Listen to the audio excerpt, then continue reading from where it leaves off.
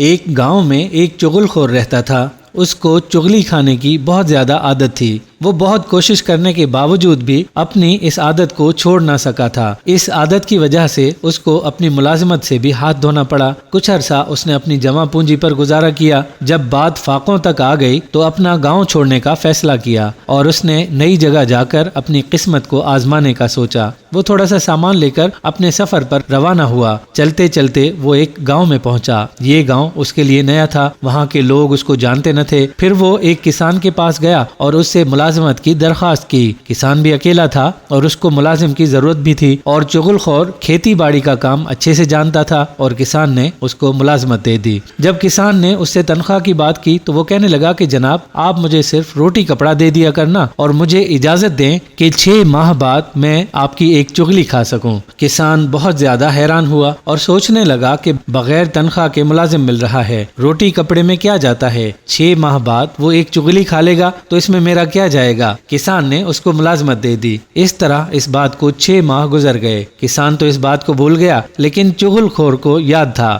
وہ معاہدے کے مطابق 6 ماہ بعد چغلی کھا سکتا تھا۔ ایک دن کسان جب کھیتوں میں کھیتی باڑی کر رہا تھا، چغل خور اس کی بیوی کے پاس گیا اور اس کو کہنے لگا کہ کسان کو کوڑی ہو گیا ہے۔ اس کی بیوی اس پر بہت زیادہ حیران ہوئی، لیکن اس نے بہلا پھسلا کر اس کو اپنی باتوں میں لے لیا اور کہنے لگا، کوڑی کی بیماری والے انسان کا جسم نمکین ہوتا ہے، اگر تمہیں میری بات پر یقین نہ آئے تو تم اس کا جسم کاٹ کے دیکھ لینا۔ کسان کی بیوی چغل خور کی باتوں میں آ گئی اور سوچنے لگی، اس طرح نوکر کے سچ جھوٹ کا بھی پتہ لگ جائے گا۔ اس نے کہا، کل جب میں کھیتوں میں کھانا لے کر آؤں گی تو پتہ لگ جائے گا۔ تو اس طرح چغل خور کھیتوں کی طرف نکلا اور کسان کے پاس پہنچا۔ فصل پک جانے کی وجہ سے کسان 2 دن سے گھر نہیں گیا تھا۔ چغل خور اس کو کہنے لگا، تم یہاں کام کر رہے ہو، تمہاری بیوی وہاں پاگل ہو گئی ہے، پاگل ہونے کی وجہ سے وہ آدمیوں کو کاٹنے کو دوڑتی ہے۔ کسان اس کی بات پر حیران ہوا اور سوچ میں پڑ گیا۔ چغل خور کہنے لگا، اگر تمہیں میری بات پر یقین نہیں ہے تو کل دوپہر جب وہ تمہارا کھانا لے کر آئے گی تو دیکھ لینا۔ چغل خور کسان کو اپنی باتوں میں لے آیا اور پھر وہاں سے کسان کے سالوں کے پاس گیا اور ان کو کہنے لگا، کسان تمہاری بہن کو مار مار کے برا حال کر دیتا ہے۔ اس کے بھائی کہنے لگے، ہم تمہاری بات پر کیوں یقین کریں؟ تو اس نے کہا، اگر تم لوگوں کو میری بات پر یقین نہیں ہے تو کل دوپہر خود آ کر سب کچھ دیکھ لینا۔ اور اس طرح کسان کے سالے بھی چغل خور کی باتوں میں آ گئے۔ وہ کہنے لگے، چلو ٹھیک ہے، کل ہم کھیتوں میں چھپ کر سارا کچھ دیکھ لیں گے۔ اور چغل خور وہاں سے چلا گیا اور کسان کے بھائیوں کے پاس گیا۔ ان کو کہنے لگا کہ تم ایسے یہاں بیٹھے ہو، تمہیں اپنے بھائی کی خبر ہی نہیں ہے، اس کے سالے آئے روز اس کو مار کر چلے جاتے ہیں، تم اس کی خبر تک نہیں لیتے۔ کسان کے بھائی کہنے لگے،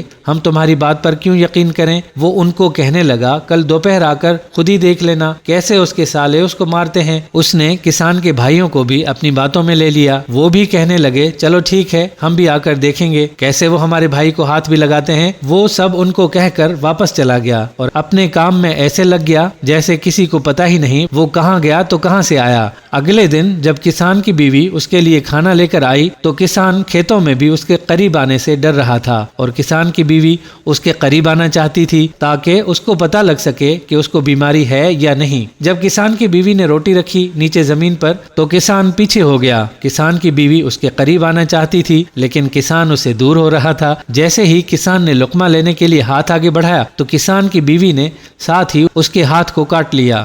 اس طرح کسان کو یقین ہونے لگا کہ اس کی بیوی واقعی پاگل ہو گئی ہے اور کاٹ کھانے کو دوڑتی ہے، اور دوسری طرف بیوی کو بھی یقین ہو گیا جب اس نے دیکھا کہ کسان مجھ سے پیچھے ہو رہا ہے تو اس کو یقین ہو گیا کہ اس کو کوڑی ہو گیا ہے۔ اس کے بعد ایک دفعہ پھر کسان کی بیوی پاس ہو کر اس کو کاٹ کھانے کی کوشش کی تو کسان یکدم پیچھے کو ہوا اور اس نے جوتا اٹھا کر مارنا شروع کر دیا۔ قریب ہی کھیتوں میں چھپے کسان کی بیوی کے بھائی سامنے آ گئے اور کسان کو مارنے لگے، اور ان کو نوکر کی بات پر یقین ہونے لگا، اور دوسری طرف کسان کے بھائی جو سارا کچھ دیکھ رہے تھے ان کو بھی نوکر کی بات پر یقین ہو گیا۔ وہ بھی سامنے آ گئے اور کسان کے سالوں کو للکارا اور سارے ایک دوسرے کو مارنا شروع ہو گئے۔ قریبی کھیتوں میں کام کرنے والے سارے لوگ جمع ہو گئے اور ان سب کو ایک دوسرے سے الگ کیا اور بیٹھ کر ساری بات پوچھی، تم سب ایک دوسرے کو اس طرح کیوں مار رہے ہو؟ سب نے اپنی اپنی کہانی بتائی۔ سارا معاملہ سامنے آیا تو پتہ لگا کہ یہ ساری کارستانی اس چغل خور کی ہے۔ سارے چغل خور کی تلاش میں نکلے لیکن چغل خور گاؤں چھوڑ کر جا چکا تھا۔ دوستو، یہ تو صرف ایک حکایت تھی، لیکن آج کے دور میں بھی ہم ایسے ہی ہیں۔ کسی نے کسی کے خلاف ہمارے کان کیا بھرے، ہم اسی ٹائم اس سے لڑنے کے لیے بھاگتے ہیں۔ اللہ تعالیٰ نے ہمیں عقل اور شعور سے نوازا ہے اور ہمیں اشرف المخلوق मखलूक़ात बनाकर भेजा है। अपनी अक्ल का इस्तेमाल करते हुए कोशिश करनी चाहिए कि हम ऐसे शर से दूर रहें जिसकी वजह से किसी दूसरे को भी तकलीफ न पहुंचे। दोस्तों, अगर वीडियो पसंद आई हो तो इसे शेयर जरूर कीजिएगा।